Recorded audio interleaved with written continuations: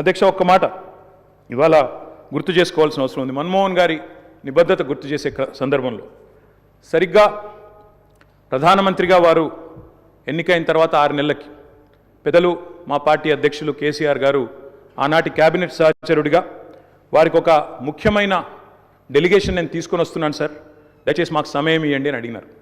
ఇది నేను చెప్పేది మీరు పేపర్లో కూడా చూసుకోవచ్చు అధ్యక్ష. డిసెంబర్ 18 సరిగ్గా 20 సంవత్సరాల కిందట డిసెంబర్ 18, 2004 సంవత్సరం అధ్యక్ష టైం ఇచ్చారు ఆయన.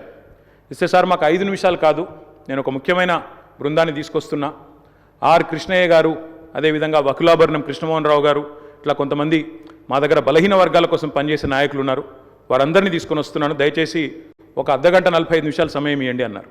అంటే మన్మోహన్ సింగ్ గారి గొప్పతనం ఏంటంటే అధ్యక్ష, సమస్య తీవ్రత తెలుసుకున్న తర్వాత ఓబీసీలకు అన్ని రాష్ట్రాల్లో మంత్రిత్వ శాఖలు ఉన్నాయి, కేంద్రంలో కూడా ఓబీసీ వెల్ఫేర్ మినిస్ట్రీ పెట్టాలి అని మన్మోహన్ సింగ్ గారి దగ్గరికి కేసీఆర్ గారు డిసెంబర్ 18, 2004 నాడు ఒక బృందాన్ని తీసుకొని వెళ్తే 45 నిమిషాల సమయం ఇచ్చిన ప్రధానమంత్రి గారు గంటన్నర సేపు వారితో గడిపినారు అధ్యక్ష. గంటన్నర సేపు మొత్తం విషయం అర్థం చేసుకోవడానికి, అధ్యయనం చేయడానికి గంటన్నర సేపు వారితో గడిపి తప్పకుండా నేను చూస్తాను అని చెప్పి వారు చెప్పిన మాట కూడా నేను గుర్తు చేస్తూ ఉన్నా అధ్యక్ష.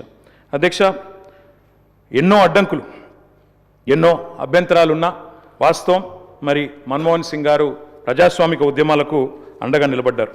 ఎన్నడూ కూడా ఆయన మరి ఎన్నడూ కూడా ఎన్ని ఒత్తిళ్లకు లోనైనా కూడా సంస్కరణల బాట నుంచి వెనుకకు తగ్గలేదు. We can call him the silent architect of modern India. ఆయనకు పేర్లు పెట్టారు అధ్యక్ష. మన్మోహన్ కాదు, ఈయన మౌనమోహన్ సింగ్ అన్నారు. రకరకాలుగా మాట్లాడారు, కానీ ఆయన పాటికి ఆయన పనిచేసుకుంటూ పోయినాడు. ఏమేం సంస్కరణలు దేవాలో తీసుకుంటూ వచ్చినారు. వారు తెచ్చిన సంస్కరణలు కూడా చాలా విప్లవాత్మకమైన సంస్కరణలు. ఇప్పుడే డిప్యూటీ సీఎం గారు, సీఎం గారు కూడా చెప్పారు.